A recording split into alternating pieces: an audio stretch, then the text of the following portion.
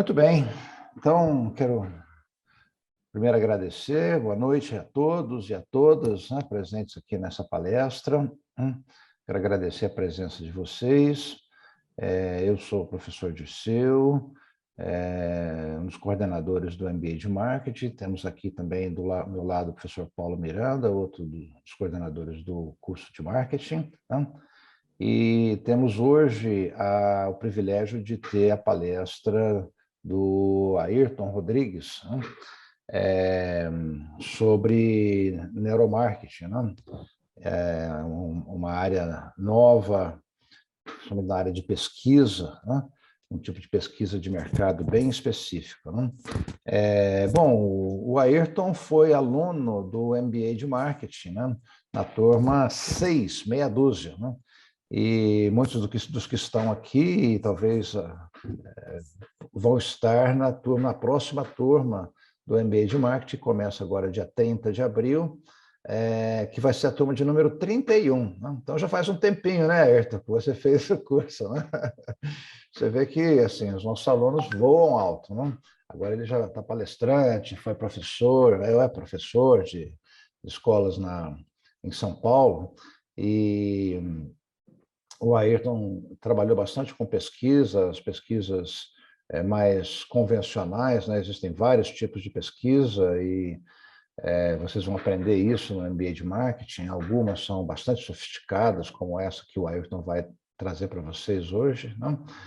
Outras são mais simples e não requerem tantos instrumentação e tal. Cada uma tem a sua aplicação, cada uma vai ter a sua utilidade dentro do entendimento do consumidor, que é o objetivo principal da pesquisa de mercado. Né?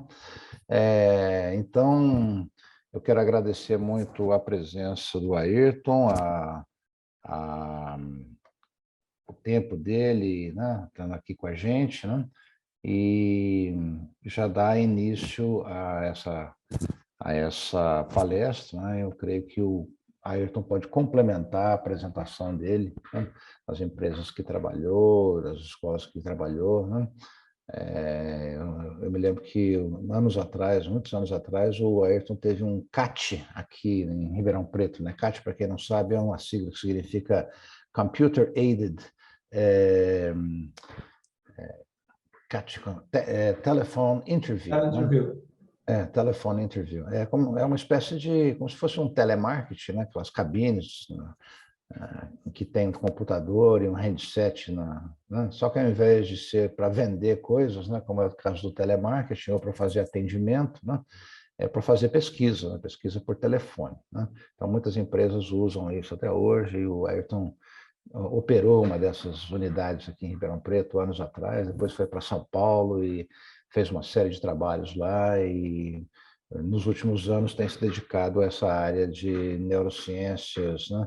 Estudou psicologia, tudo isso que o capacita nessa área de entender o consumidor, né? Usando diversas técnicas de pesquisa, e em especial hoje vamos ver uma que ele está se especializando cada vez mais, e é uma área muito nova, muito bacana. Né? Então, assim, a ideia é que vocês anotem aí as perguntas, né? Nós vamos ter uma palestra aí de cerca de 40 minutos, 45 no máximo, e as perguntas, questões, anotem para a gente poder fazer uma discussão ao final, tá bom? Então, mais uma vez, bem-vindos, mais uma vez, obrigado, Ayrton, obrigado, Paulo, né? E passo a bola para você, Ayrton.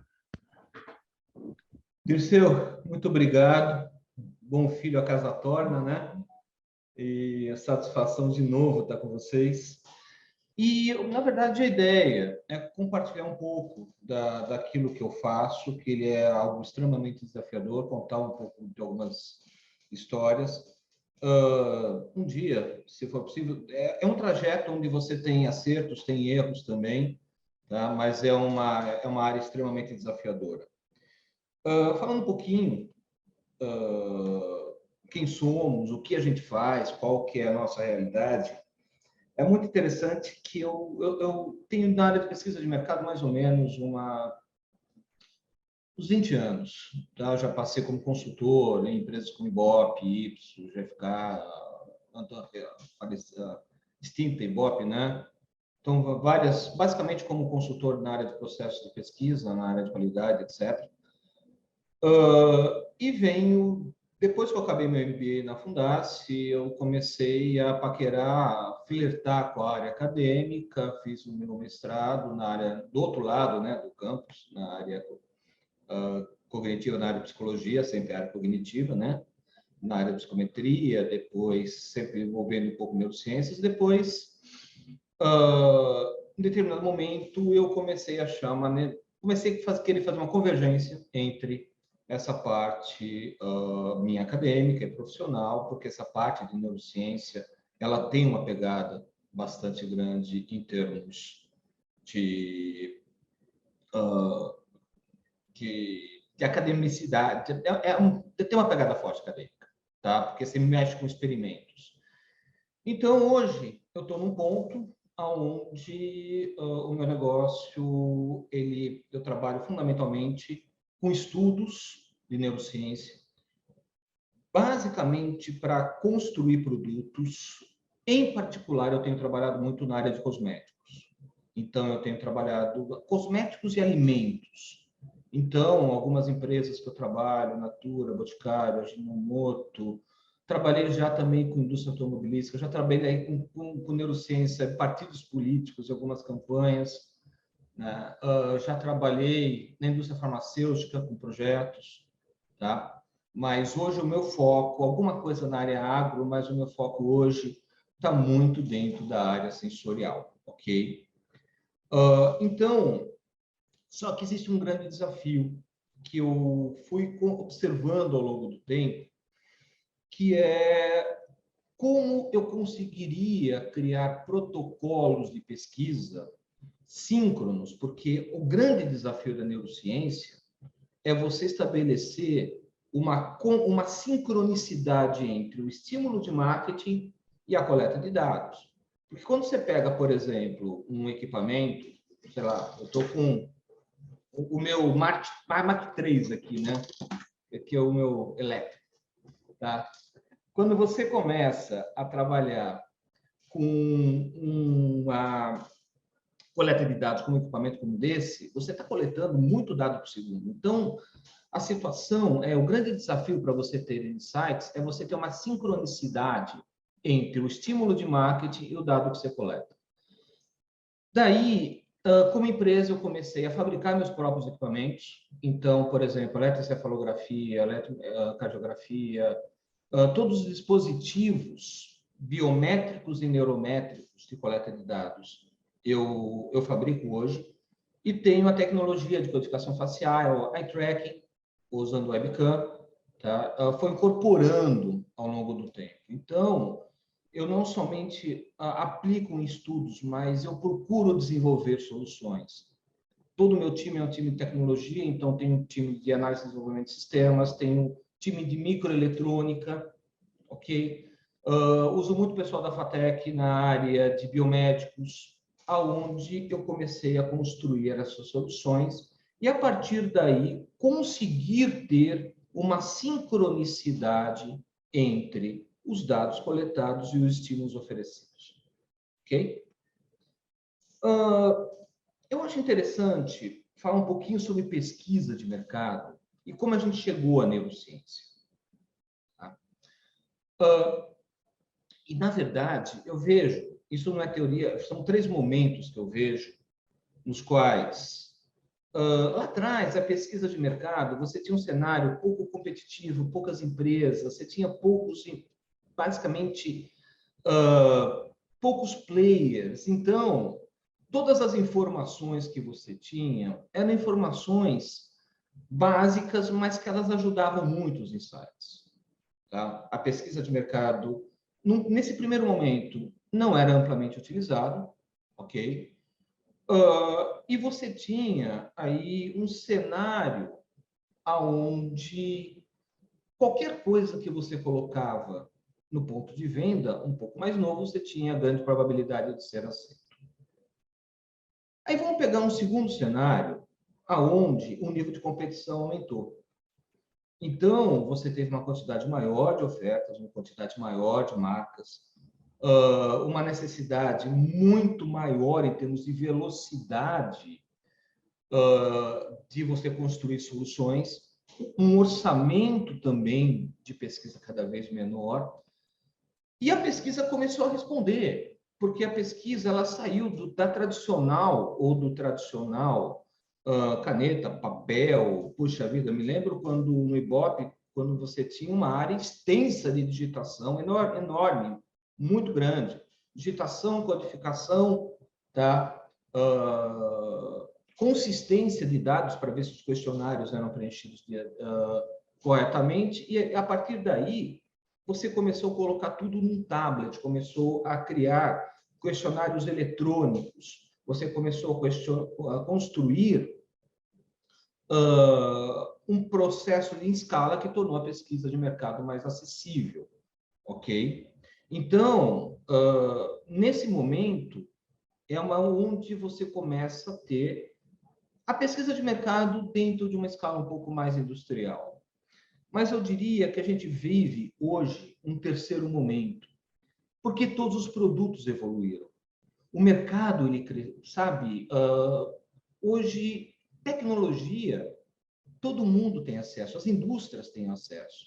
Isso democratizou de uma forma muito grande. E o consumidor ele começou a ficar muito volúvel também. Tá? E não só isso. Além de um portfólio enorme de soluções que você pode contar, que o consumidor hoje tem, além de alternativas, além de diferentes possibilidades de escolha que ele pode construir no ponto de venda, você começou a ter uma necessidade do lado das empresas de decisões mais rápidas ainda, porque o mercado ficou extremamente dinâmico, então as movimentações elas tinham que acontecer de uma forma muito mais rápida, uma resposta muito mais rápida. E também, obviamente, as empresas começaram a restringir um pouco o budget de pesquisa também. Então, só que nesse momento, veja,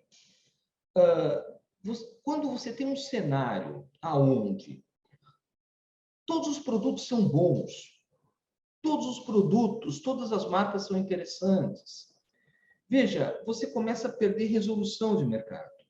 Quantos testes sensoriais, testes de aceitação de produto que eu fiz, aonde o nível de aceitação era 90%, 95%, 97%, você fazia um teste estatístico, que era para um teste fundamentalmente para ver se você consegue estabelecer uma diferença entre esses produtos, para ver se consegue discriminar algum que seja o campeão, e você não conseguia, e nada era significante. Então, perceba que esse novo cenário, tá, ele começa a exigir não apenas mais tecnologia, mas um tipo de dado diferente.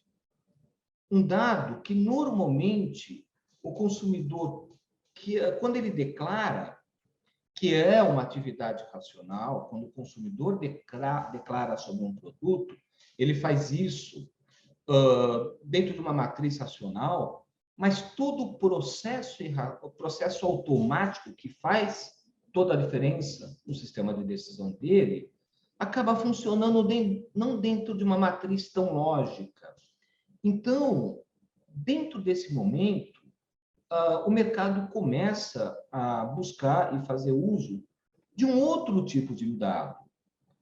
Então, quando você pega, por exemplo, os tradicionais questionários, usando essa imagem do iceberg, eles acessam a parte mais superficial, que é a parte que todo mundo vê, que é a parte que normalmente as empresas procuram angariar esses dados para tomar as suas decisões.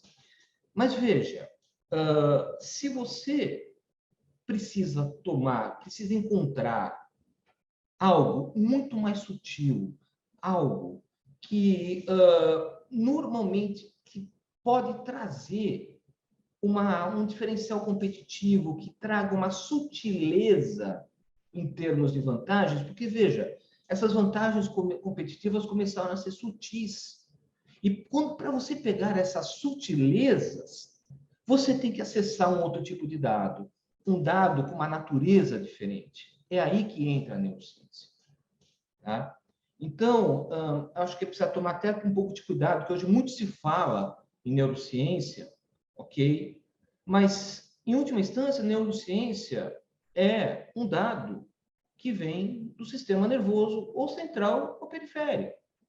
Então, a captura desse dado, ele te dá informações muito interessantes sobre padrões não verbalizados e desconhecidos do consumidor. Ok? Então, eu diria que a neurociência é uma resposta a uma época aonde você precisa de uma resolução de informação muito maior daquela que você tinha.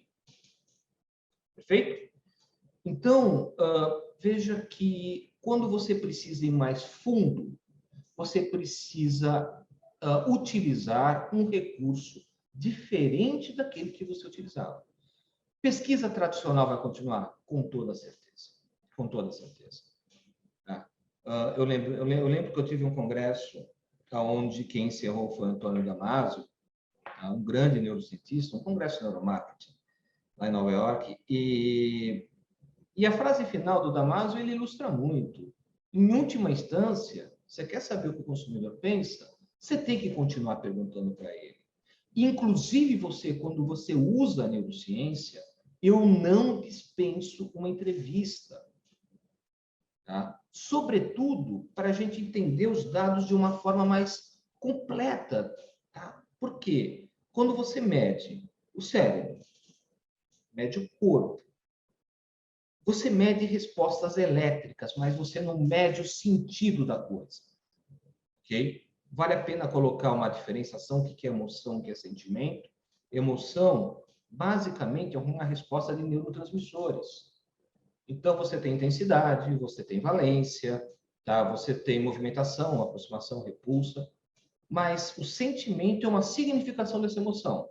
E você só vai saber o sentimento do consumidor se você perguntar para ele. Perfeito? Então, veja, não é possível, eu trabalho já há alguns anos com isso.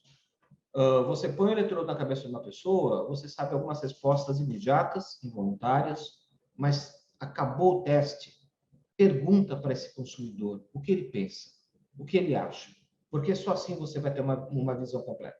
É como o iceberg. O de cima é o questionário, o de baixo é a neurociência. Você precisa de todo, ok? Só assim você consegue ter um balanço. Então, veja, mas o que a neurociência traz de tão legal? Primeiro lugar, quando você tem uma pesquisa tradicional, você tem respostas sequenciais. Como assim respostas sequenciais? Uma resposta por vez. Você faz uma pergunta e tem uma resposta. Tá? Então, você avalia uma variável por vez. A neurociência, não. A neurociência, eu posso capturar no mesmo momento, estou avaliando uma comunicação, por exemplo, eu posso capturar no mesmo momento para onde os olhos vão, o que acontece em termos de resposta galvânica da pele, condutância eletrodermal, saber se está tendo reação emocional ou não, e o nível de atenção, por exemplo, visual. Então, você consegue ter uma sincronicidade de dados de uma forma muito interessante. Isso te dá várias informações. Isso ajuda muito. Outra coisa que a neurociência ajuda bastante é que as pesquisas convencionais, você tem os famosos vieses comportamentais, né? Os vieses cognitivos também. Então, você tem filtros, e são filtros sociais, são filtros que todo consumidor, quando começa a construir uma opinião, ele vai estar sujeito a esses filtros e instintivamente faz parte desse processo, ok? Na neurociência, eu não tenho filtro. Então, veja, é muito interessante que por exemplo, um teste de fragrância, eu vou trazer um pouco de exemplos da área de cosméticos, certo? Uma pessoa fala, putz, isso é ótimo. Você olha no GSR, fala, olha, a pessoa gostou. Mas não foi aquela coisa. Outra coisa, a pessoa fala, não, é bom. Meu, você teve um arousal enorme. Então, isso daí você consegue, ainda que as duas respostas sejam favoráveis, quando você vai para o biométrico, por exemplo, você consegue mensurar e parametrizar isso de uma forma muito mais rica, ok? Uma outra coisa que é interessante em termos de diferença é que as pesquisas convencionais você precisa de grandes amostras, sobretudo amostras estatisticamente significantes, você precisa ter... tem questões técnicas que muitos de vocês verão com o Dirceu, ele é especialista nessa área, tá? Então, a variância dos dados é importante para definir o cálculo amostral, ok? Mas confiem por enquanto nessa frase. Quando você tem, normalmente, uma pesquisa convencional, você precisa muitos dados, porque a variância dos dados é pequena, escala de 0 a 10, certo? Quando você fala de neurociência, é um pouco diferente. Por quê? Primeiro, eu tenho dados totalmente métricos. Isso ajuda muito, ok? Eu tenho uma escala, 0, se eu bato, em outras palavras, certo? Se uma pessoa dá uma nota 1 numa avaliação, você sabe que ela simplesmente não gostou. Se eu pego uma escala 1 em batimento cardíaco, o 0, ela está morta, certo? Então, que vai de 0 até... Você tem uma distância, uma equidistância entre situações de medida, diferente de uma escala. São situações que são sutis, mas ajudam muito em estatística, ok? E mais do que isso, eu coleto dados, por exemplo, um equipamentozinho desse que eu tenho aqui no meu lado, ele coleta até 1000 dados por segundo. 1000. Tá certo que quando eletrocefalografia você tem que filtrar, você perde muito, muito dado. Você perde por causa de ruído, de uma série de situações do ambiente, que é muito natural. Tá? Mas, gente, é muito dado. É muito dado. Então, como eu coleto muito dado de um único indivíduo, eu posso usar menos pessoas, ok? Algumas publicações falam que estudos com eletrocefalograma de 25, se você usa mais do que 8 eletrodos, 30, 25 pessoas está mais do que o suficiente, ok? Portanto, só voltando uma coisa que é interessante. Inclusive, custo de pesquisa. Tecnologia de neurociência não é cara, gente. Sabe? Isso jogando muito claro para vocês. Não é... Hoje, o mundo, essa área de BCI, de Brain Computer Interface, é uma área que está se desenvolvendo em várias universidades. Você está produzindo chips, eletrodos em escala. Então, é uma área que está evoluindo bastante. Ok? O mais caro hoje na pesquisa, ela é recrutamento e incentivo. É o movimento, o teu custo de mobilização de pessoas. Se você tem uma quantidade menor de pessoas, é uma pesquisa que sai muito mais barata, certo? E contando e considerando que o próprio Neurolab demanda mais um conhecimento técnico do que propriamente de um grande conhecimento tecnológico. Neurociência, gente, não é tecnologia, tá? Neurociência não é tecnologia. É protocolo de pesquisa, certo? É você estabelecer um conhecimento teórico bastante grande, certo? Sobre como conduzir esse protocolo de pesquisa e um processo analítico que é totalmente diferente. É outro paradigma, em termos de estatística, etc. Tá bom? Porque você está medindo sinais elétricos, fundamentalmente. Então, a grande barreira de entrada, por exemplo, de neurociência, em termos de negócio, é muito mais conhecimento do que investimento. Tá bom? Vamos falar um pouquinho agora de equipamentos. Eu gostaria de ter um tempo maior com vocês para mostrar o que é cada equipamento. Eu vou tentar colocar, basicamente, uma noção, certo? Mas você consegue estabelecer uma correlação ou uma relação entre um problema de marketing e do mix de marketing, vamos usar fundamentalmente os 4Ps, e uma ferramenta de neurociência que te ajuda a entender o desempenho desse elemento de mix de marketing. Ok? Mas primeiro você precisa entender quais os efeitos neurais que você precisa entender, que você precisa estudar. Quando você desenvolve um produto, e aí eu estou falando produto, tira a embalagem, tá? Tira a embalagem. A embalagem vamos dizer assim, é o único elemento do mix de marketing que entra em produto e comunicação, certo? Então, perceba que quando você desenvolve um produto, você precisa entender processo de decisão e processo emocional. A memória, mais ou menos, porque um produto ele pode até ser memorável, mas o que interessa sensorialmente, estou falando do produto sensorialmente, tá? Dentro do meu universo, alimentos, cosméticos, etc. O que interessa, muitas vezes, são a resposta emocional. Todo driver de você comprar um produto ou um alimento é emocional, ok? E como funciona esse algoritmo no processo de decisão quanto comparado a um concorrente, ok? Preço, basicamente processo de decisão. E aí, quais são as ferramentas que usa? Já falo, tá? Praça, aí deu uma desconfiguradazinha em termos de apresentação. Praça, basicamente, trade marketing. O que é importante? Medir atenção, tá? Como é que esse foco atencional do consumidor no ponto de venda? Enfim, promoção, emoção, memória e atenção. Então, basicamente, você precisa acessar para cada elemento de cada elemento do mix estes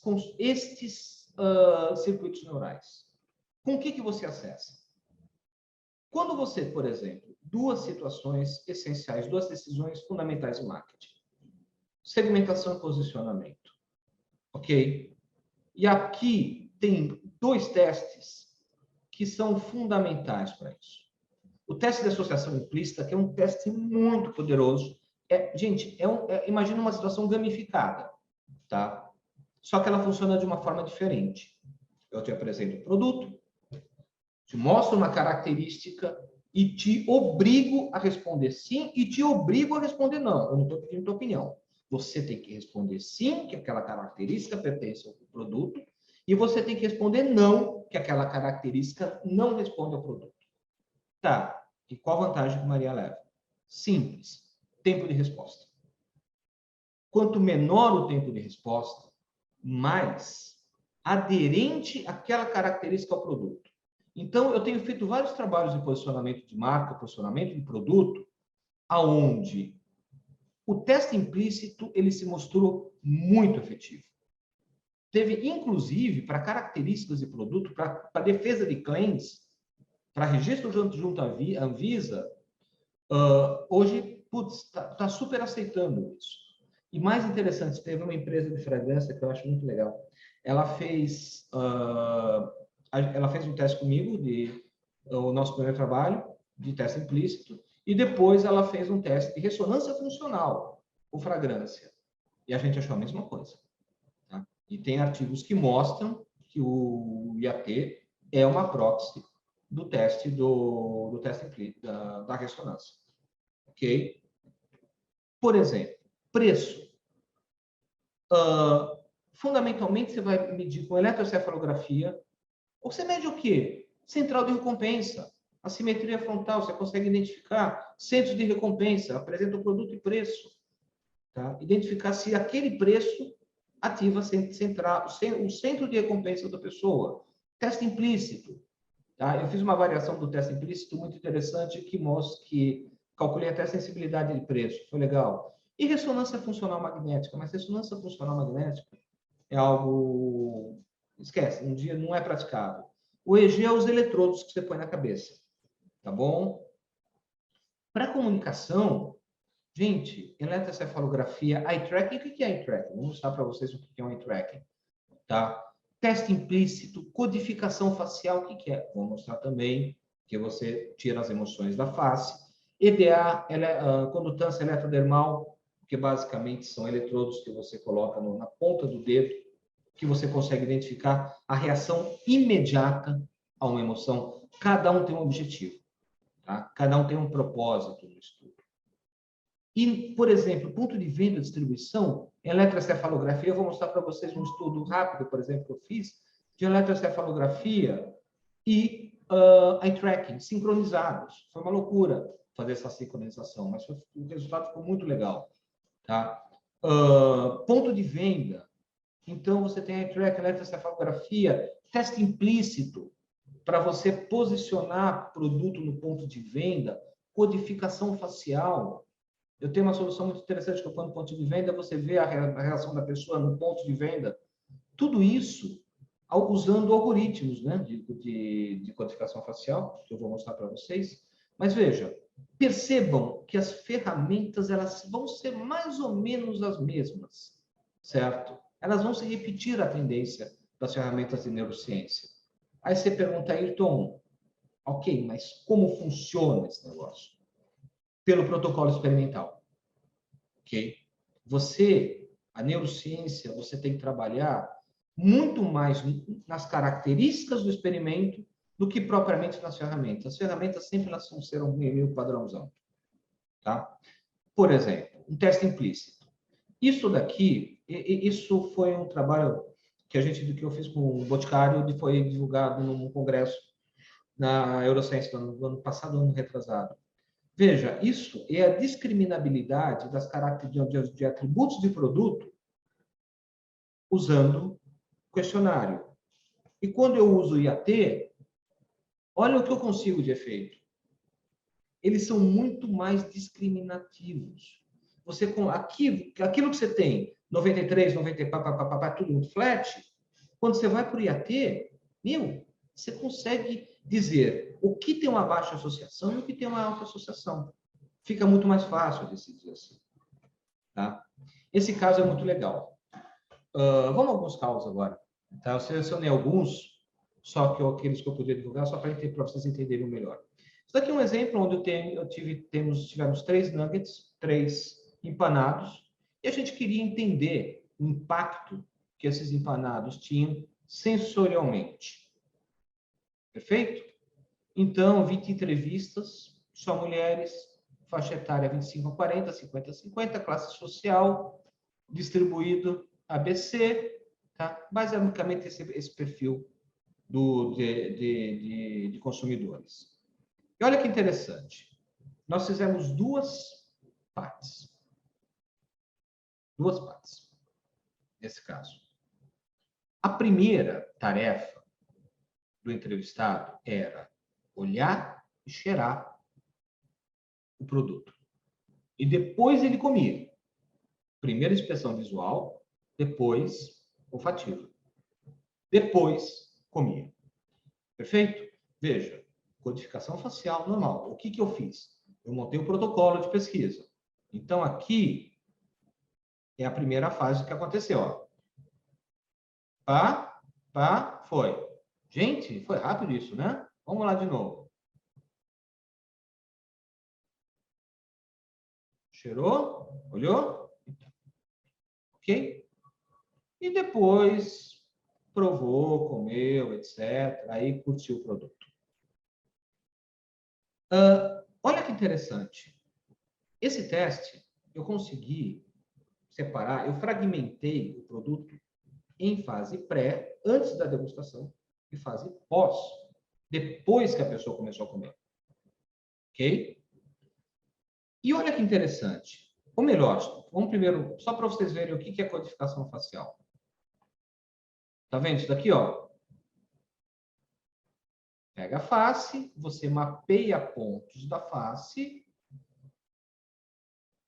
e você consegue expressar 6 emoções básicas: alegria, tristeza, medo, raiva, rejeição e raiva. Acho que é isso, certo? E veja que interessante. Isso, normalmente, como é que faz esse algoritmo? Gente, esse algoritmo, isso daqui é um software, mas esse algoritmo existe há vários anos, tá? Ele aplica por meio de redes neurais, tá? Eu estudei isso, inclusive eu montei esse algoritmo. Hoje eu estou lançando, porque o processo é muito simples. Simples não, na verdade, não. O processo, conceitualmente, ele é básico. Você pega a emoção e vai comparando por meio de redes neurais com determinadas emoções, certo? Com determinadas faces, e você classifica se o que a pessoa está sentindo é o medo, se é a raiva, se é a tristeza. Você classifica por meio de técnica chamada rede neural. Ok? E olha o resultado que interessante, gente. Não sei se eu estou indo muito rápido, mas eu quero passar para vocês muita informação, gente. Olha que o resultado. Tá vendo aqui? Deixa eu pegar aqui minha canetinha. O apontador fica mais fácil. Aqui é a pré. Olha a amostra 1. Eu tinha uma proximidade muito grande de rejeição. Quando eu peguei, antes da pessoa comer, eu tinha uma proximidade muito grande de rejeição. O que aconteceu? Deixa eu tirar só aqui o...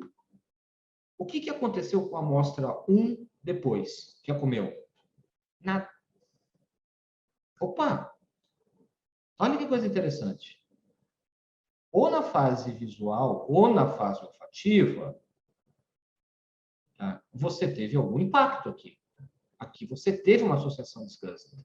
Tá? Isso daqui é uma componentes principais, é uma técnica estatística, tá bom, gente? Eu não quero entrar no mérito disso, mas grande parte das técnicas que se usam em neurociência são técnicas estatísticas, convencionais, tá? Não tem nada fora a transformação do eletroencefalograma, que é transformada de Fourier, mas aí é outro papo.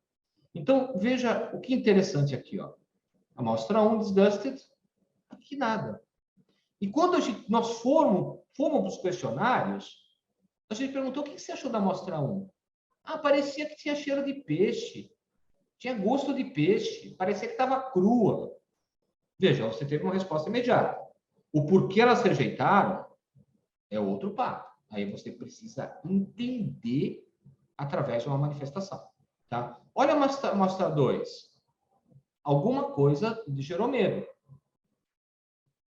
Quando você vai para a amostra 2, não que você não tenha medo, mas você passa a ter também surpresa. Aí a gente perguntou o que aconteceu. Ah, parecia gorduroso, muito oleoso, coisas do gênero. Tá? E aqui você estabeleceu que teve uma surpresa. Opa, eu comi e fiquei surpreso. E a 3, obviamente, você não tinha nada aqui, depois era associado com o neutro. Veja, são coisas que, numa pesquisa tradicional, você não consegue decupar isso. Então, um grande insight para quando você elabora um produto, por exemplo, é você construir, você estabelecer, você fala, olha, opa, aqui na aparência não está legal, aqui no cheiro não está legal, mas o gosto está. Eu não vou mexer absolutamente em textura, nada disso. Aqui está ok. Eu vou mexer daqui para cá, só na parte visual. Beleza? Vamos para um outro caso? Varejo. Olha que legal. Isso daqui é um eye tracking. Aqui em cima, o eye tracking ele trabalha também com redes neurais, ok? Que trabalha com angulação ocular. E aqui em cima, você trabalha fundamentalmente o mapeamento da íris.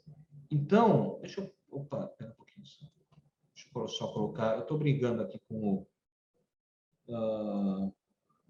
deixa eu tirar a ponta... Ah, tá aqui. Isso daqui é um filminho em ponto de venda. Tá vendo aqui, ó? Você está me olhando para onde a pessoa vê. Então, por exemplo, de um lado, você pode mexer o produto, mexer a embalagem, etc. Aqui a gente está estudando pontos de venda. Eu não coloquei um problema muito claro aqui, certo? Porque senão a gente teria que montar um estudo de caso completo. E eu preferi trazer alguns fragmentos. Então, com isso, você vê exatamente para onde é atenção dirigida e atenção capturada. São dois conceitos fundamentais quando você analisa consumidor. Tá? Então, essas duas situações são situações nas quais você consegue entender aonde, por exemplo, uma embalagem pode capturar a tua atenção e aonde é o processo de busca do consumidor. E deixa eu contar um caso mais legal ainda, pegando essa mesma proposta, essa daqui, eye tracking. Isso daqui foi uma doideira que eu fiz, tá? Você está vendo que aqui eu tenho um cérebrozinho? Esse eye tracking, esse óculos, é um óculos que você coloca, tá bom? Onde ele basicamente mede para onde você está vendo. E a pessoa foi com um eletro junto, foi com um dispositivo com uma touca na cabeça, certo? Toda equipada, parecia o Robocop, né? Quem estava vendo isso no ponto de venda chamou a atenção. Mas olha que bacana. Quando der um pico para cima, mostra que aquilo que você olhou é legal. Quando der um pico para baixo, mostra que aquilo que você olhou não é legal. Opa, olha, acendeu. Lado esquerdo. Não está gostando do produto. Gostou, alguma coisa gostou. Aí, ó, lado esquerdo, não está legal. Tá? Lado direito. Na verdade, é ao contrário, que a cabeça está assim, né? A cabeça está de costas. Como se estivesse olhando para cá. Ok? Então, aqui eu consigo estabelecer, por exemplo, resposta automática, com velocidade muito grande. Muitas dessas situações, você vai perguntar para o consumidor o que ele acha, ele vai te dar uma resposta meio genérica. Mas perceba que isso pode ajudar bastante a você construir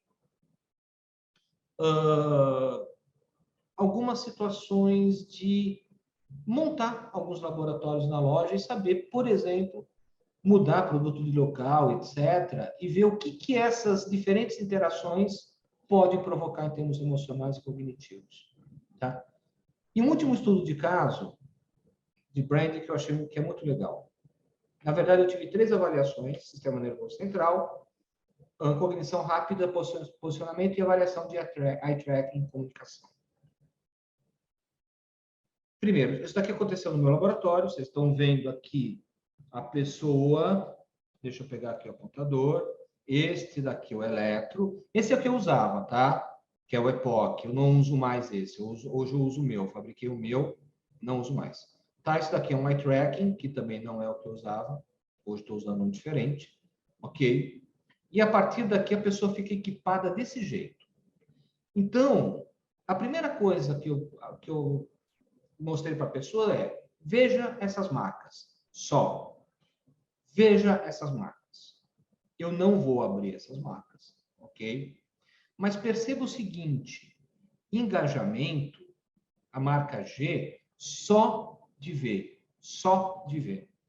Ela teve muito engajamento, um engajamento muito maior do que a marca A. E detalhe, esses dados você pode monitorar, como se fosse, você pode até usar como um brand equity, certo? Se você está ganhando, se você está perdendo, porque é sinal elétrico. Então, isso dá para entender essa movimentação, diferente do questionário. Quando você pega excitação, o que é engajamento? Engajamento é uma resposta emocional. Fala, pô, legal, gostei. Excitação é numa perspectiva quase que sexual mesmo, erógena. Então, a marca A, ela perde de engajamento, mas ela ganha de excitação.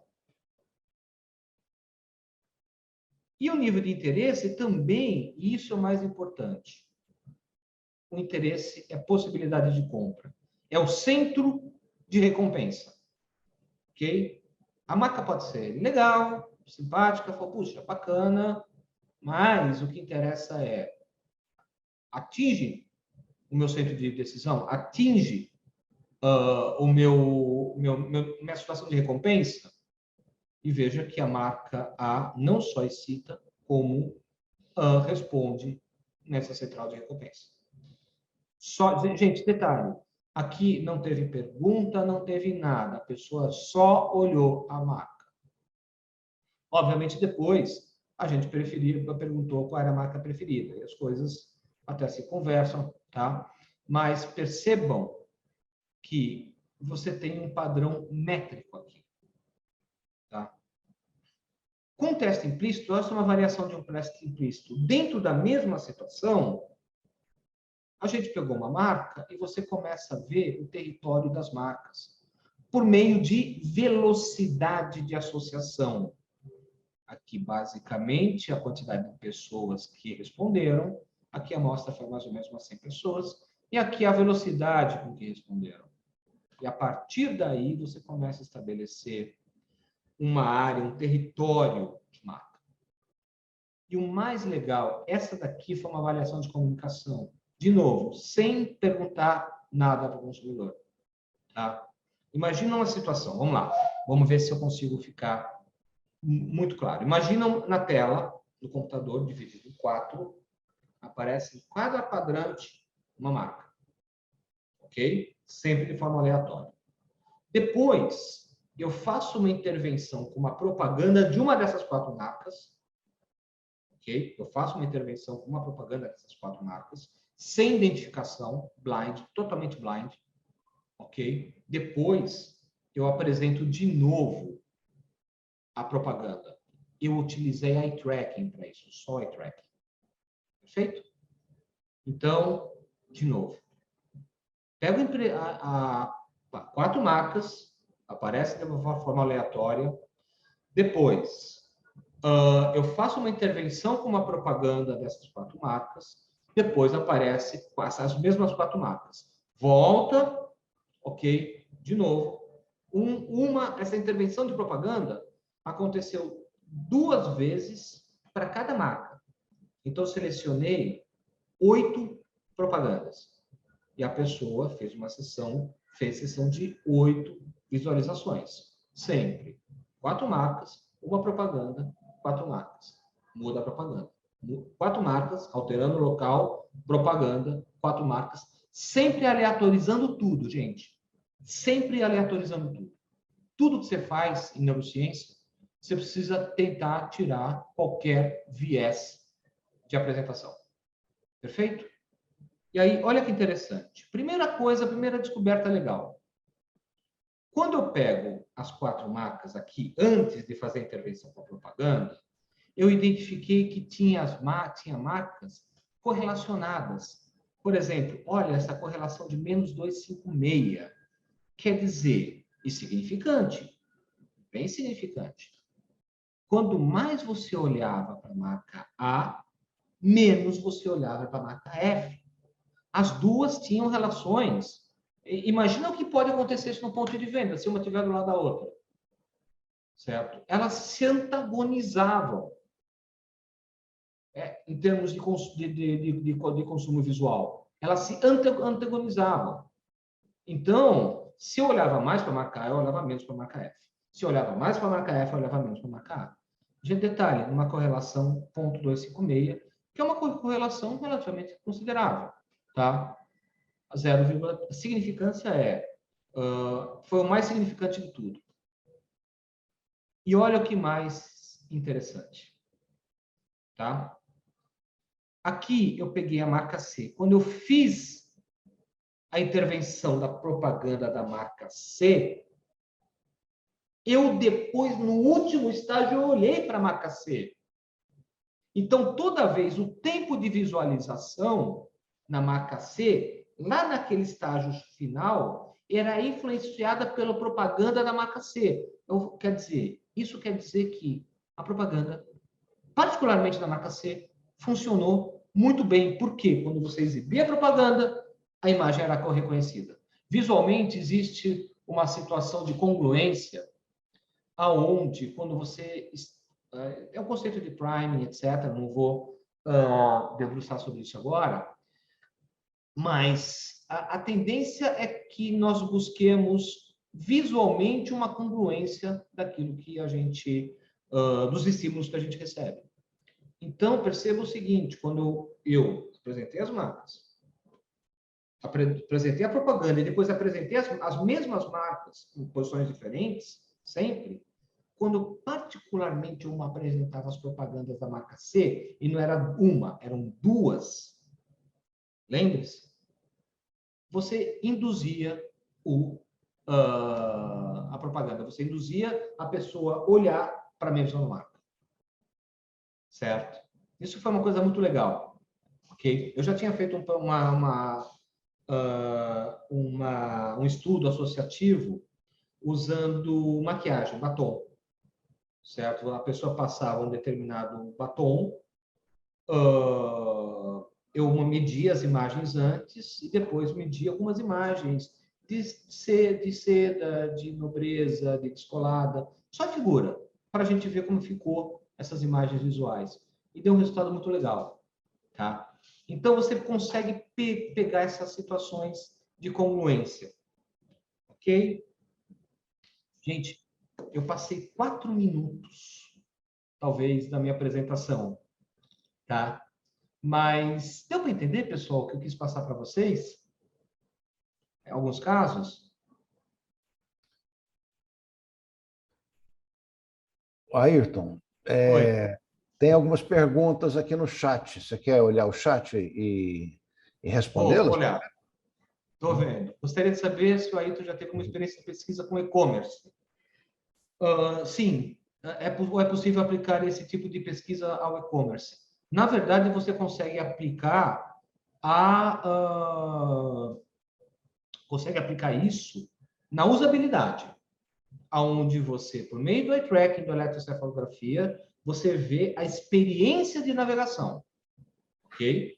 Então, a neurociência ela vai te mensurar, por exemplo, estou entregando um projeto agora, aonde eu, por meio do processo de navegação, eu vejo para onde vai o mouse, para onde vão os olhos, que normalmente eles não compartilham, o mouse está aqui, os olhos estão lá, são movimentos um pouco diferentes, e com um eletroencefalograma, não, com a codificação facial. Com a codificação facial, eu consigo identificar a resposta emocional quando a pessoa olhou para qualquer um dos pontos. Então, eu acho que eu sou a única pessoa, empresa, que faz um heat map emocional. Onde sentiu alegria, aonde sentiu tristeza, certo? Então, basicamente porque eu consigo conjugar as duas coisas. Mas em e-commerce você consegue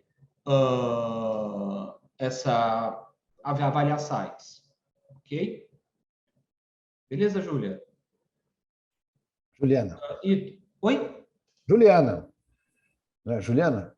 Juliana. Isso, perdão. Agora, o Ítalo.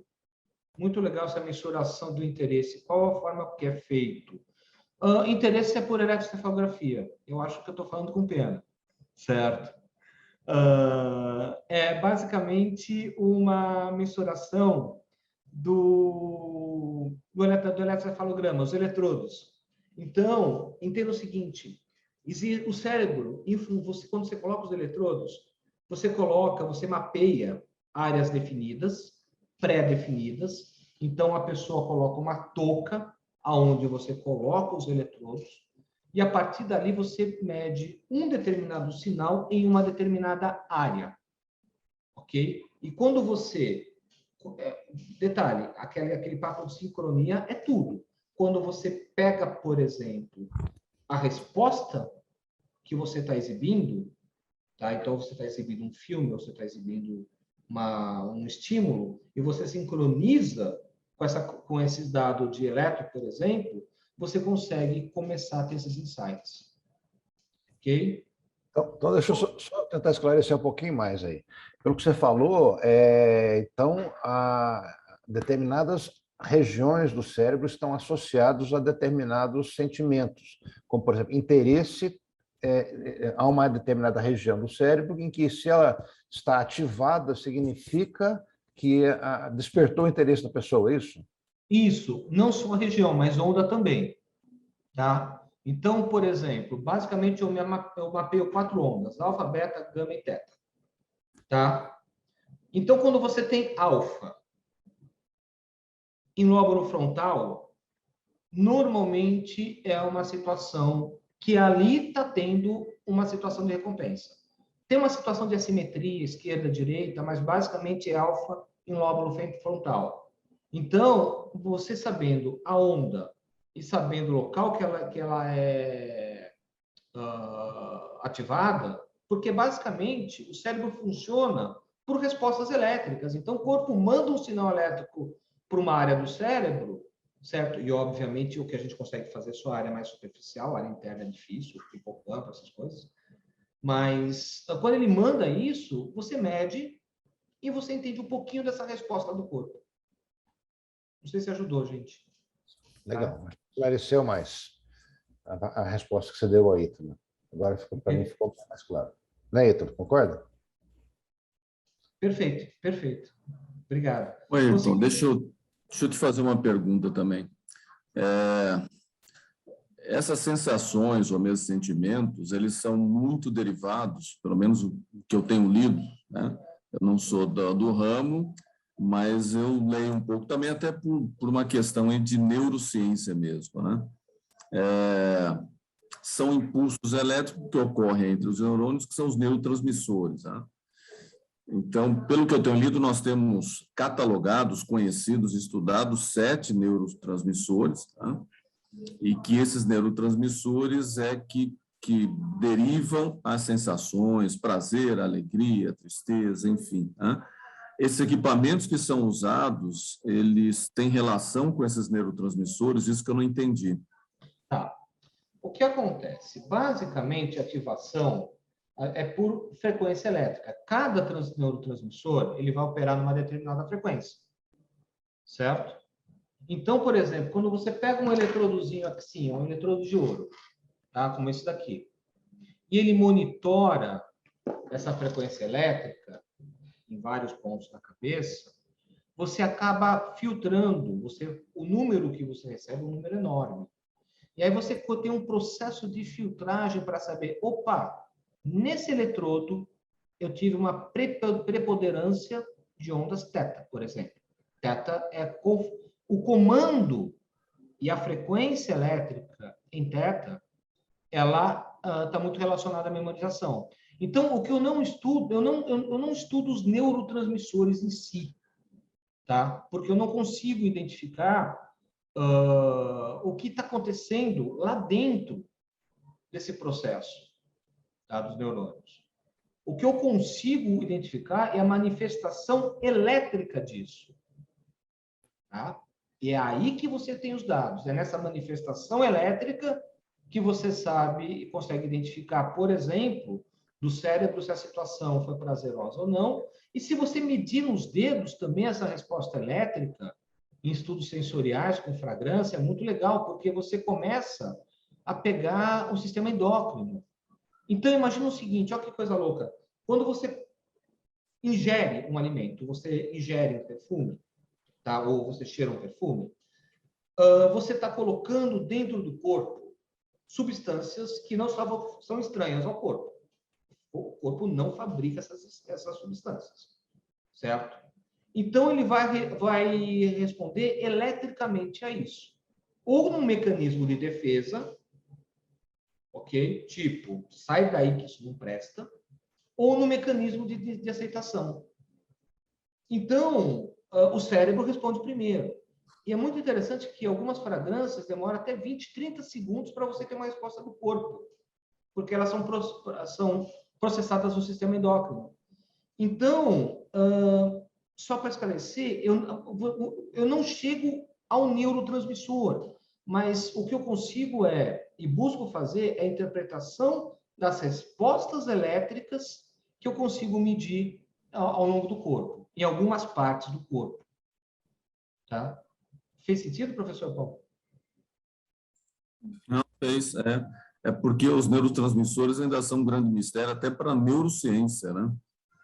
Você consegue hoje medicar apenas 3 deles, e todos esses, né?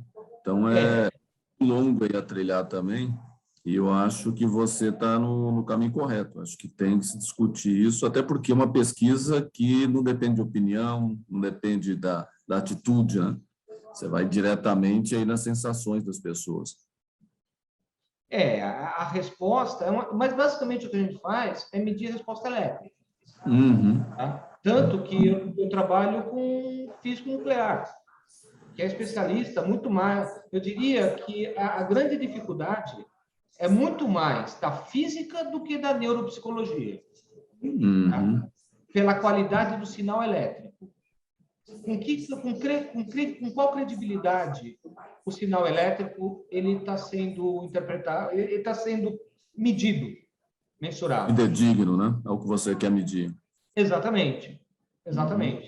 Porque essa regra na cabeça de ativação é uma regra mais ou menos bem estabelecida. Tá? Mas imagina que, por exemplo, esse eletrodo que eu mostrei para vocês, ele pega a corrente elétrica dessa luz, ele pega tudo que está acontecendo, tudo. E o que eu estou buscando é como se fosse um sussurro. É um sinal muito baixo. Então, a quantidade não só do equipamento, que tem que ser, por exemplo, o eletrodo tem que ser de ouro. Eu estou paquerando os outros eletrodos que são diferentes.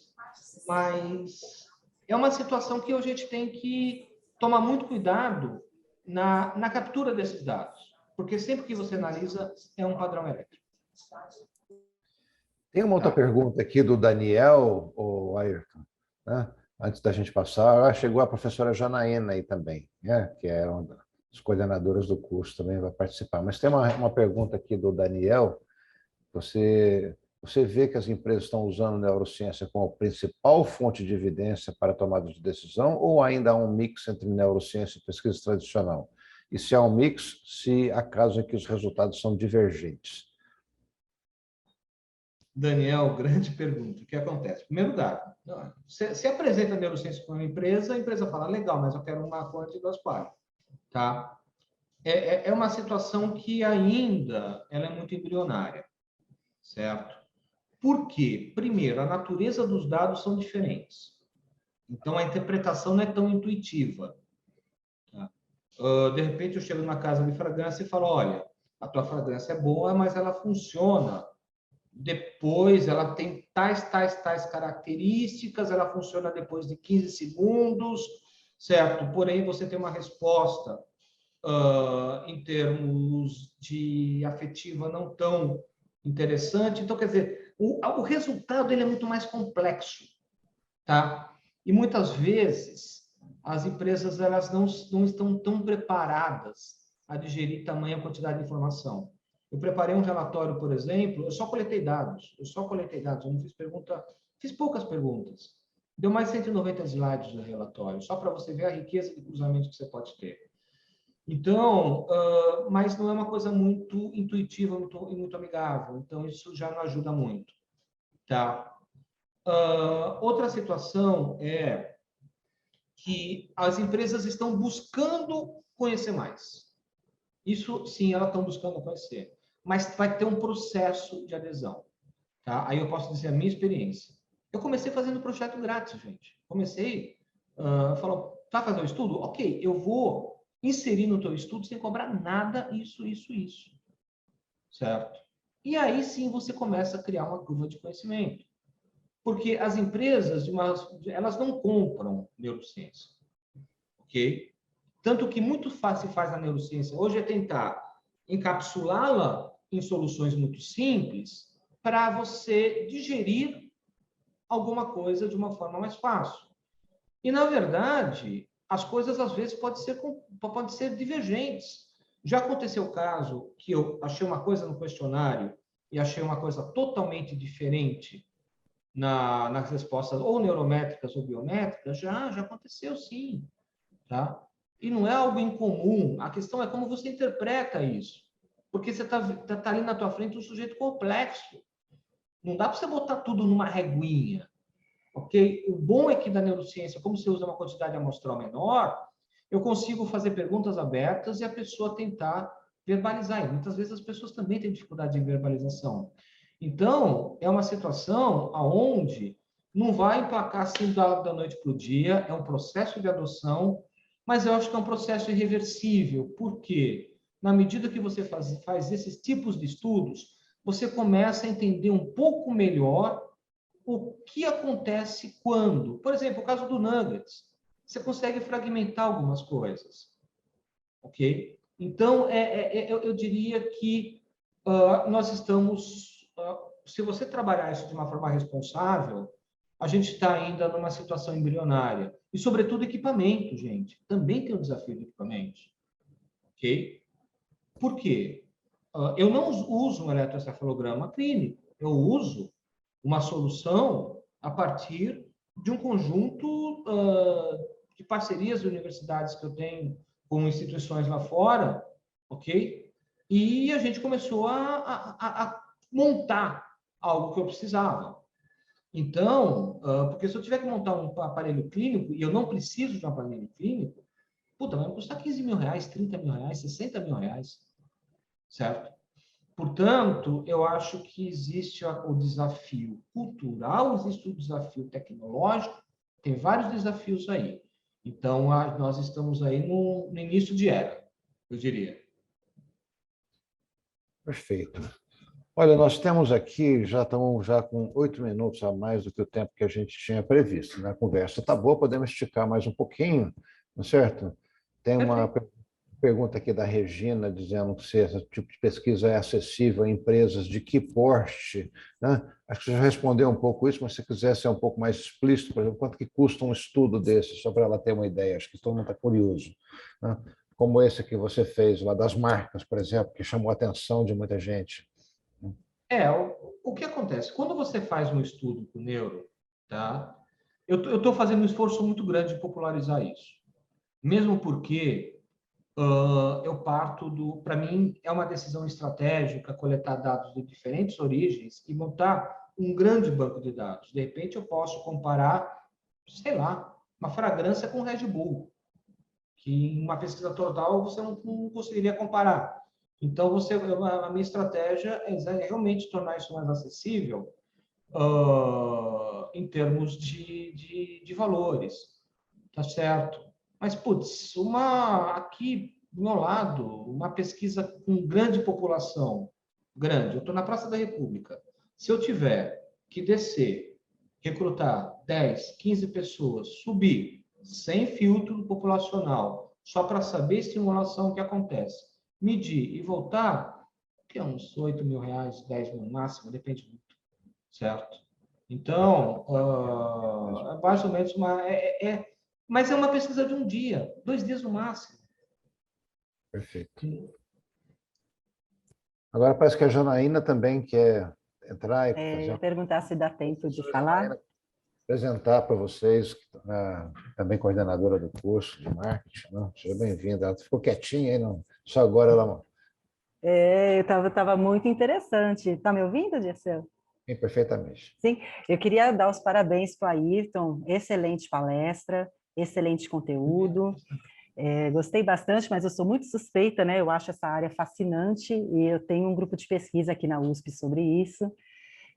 Compartilho com você aí as dificuldades e eu queria te fazer uma pergunta, vamos ver se a gente pensa da mesma forma com relação às análises, né? Você falou uma frase perfeita, Ayrton, que é assim, a principal barreira é o conhecimento, não é o investimento, porque realmente é muito difícil a gente conseguir primeiro separar o joio do trigo, né? Como você falou agora, de tantas informações que são capturadas, e aí tem que fazer toda a limpeza, né, dos ruídos, né? Se a gente tosse, já muda ali toda a captura, né, dos sinais. Mas aí depois vem aquela avalanche de dados que são métricos, mas e para interpretar e tirar alguma coisa útil, né, e palatável para as organizações, né? Quem que é o profissional assim que você acha que se daria melhor nessa fase de interpretação e análise? Porque você falou que trabalha com físicos, né? E alguém da área biomédica, você já trabalhou com alguém da área biomédica? Ou não, você continua achando que a parte mais tecnológica para separar os ruídos aí é mais relevante nesse momento? Eu tenho a impressão que a pesquisa acaba ficando mais quali do que quanti, após todas essas dificuldades de interpretação e limpeza dos resultados, né? O que você acha? Basicamente, o que a gente busca, Janaína, por exemplo, uma fragrância, nível de prazerabilidade, excitação, atenção. Por exemplo, tem um paper que eu estou submetendo agora que, basicamente, eu estou começando a mexer muito com óleo essencial. Ok? Estou querendo comprovar algumas coisas em termos de óleos essenciais, que realmente tem efeito. Eu nunca acreditei, engraçado, nunca acreditei em óleo essencial. E agora, nossa, é muito interessante ver um eletro de óleo essencial. Mas a questão central aqui é que a natureza da informação que a gente está buscando, basicamente, são esses grandes movimentos do corpo. Tá? Eu diria que vamos chamar de grandes movimentos. Então, por enquanto, algumas sutilezas e alguns processos, eu confesso que eu estou indo com muito cuidado. Então, quando você, por exemplo, trabalha com eletrocefalografia, trabalha com EDA, certo? E ele é batimento cardíaco, você trabalha com uma certa redundância. Então, você fala, opa, aconteceu isso na mente, isso aconteceu isso no corpo. Então, você faz algumas grandes interpretações, ok? Alguns porquês, e sobretudo alguns porquês fisiológicos, eu confesso que a gente está começando a precisar preencher algumas lacunas. Okay? Parte dessas lacunas são preenchidas pelas próprias entrevistas. Um biomédico ajuda?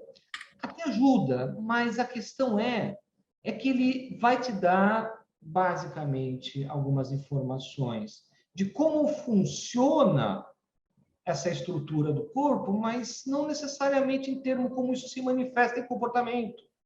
E o grande desafio é entender como o sinal elétrico se manifesta em comportamento. E aí, uma coisa que eu estou aprendendo é o volume de estudos que você faz. Eu estou fazendo coisas aqui, eu tenho muitas parcerias com universidades, Unirio, Federal do Paraná, enfim, eu estou fazendo muito estudo acadêmico, exatamente para entender o que acontece, como a gente interpreta isso. Porque se você pega um especialista em sinais, o cara vai te dar uma abordagem. Se você pega uma pessoa em biomédico, bioquímico, etc., vai te dar outra abordagem. Mas no final do dia, me interessa saber o comportamento, como aquilo se manifesta em comportamento. E aí é porque é tão importante você fazer as perguntas no final, entender, e aí, Janaína, é volume de estudo. Eu não acho que é nem questão de especialidade, é volume de estudo. Tá? Eu concordo com você, sim, eu concordo. E assim, às vezes, quando a gente traz um neurocientista para o grupo, fica até mais difícil interpretar, porque eles têm uma dificuldade muito grande de colocar aquele resultado, como você falou, em um determinado comportamento, relacionar isso com comportamento, e mais ainda, relacionar isso com uma decisão de compra e com o que a empresa deve fazer. Então, para eles é um pulo muito grande. E a gente que é do mercado, a gente arrisca mais, né? E eles ficam mais, assim, inseguros em fazer algumas afirmações. Então, é o que você disse, tem que refazer os estudos, replicar, chegar em resultados semelhantes para a gente ter mais segurança de afirmar, né? Que essa onda está relacionada com isso e que a empresa pode fazer aquilo. Então, e eu concordo com você também, está bem na infância, né? E aqui no Brasil mais ainda. O meu lado é bom porque, por exemplo, normalmente eu acabei de finalizar um projeto com 100 entrevistas da Electrofalograma. O que é interessante é que eu começo a criar bancos normativos.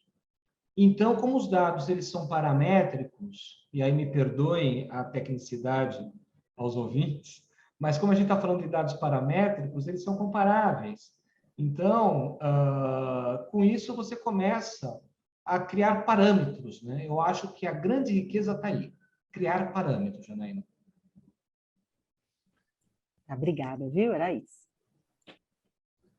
Você já vai receber um convite aqui do Daniel, um telefonema do Daniel, um e-mail do Daniel que está falando que eu sei que você estava preocupado com a pergunta e tal, então, com as perguntas em responder, mas tem várias coisas aqui no chat que talvez você possa estar copiando aí, dando uma olhada, né? Eu acho que a gente já poderia ir caminhando para o final. Você quer fazer mais algum comentário? Eu ia exatamente perguntar isso, né, para você, para a gente já ir encerrando. Eu queria, então, agradecer muito a presença de todos, né, que estão aqui, os participantes, o Ayrton, os meus colegas aqui da USP de Ribeirão Preto. Né?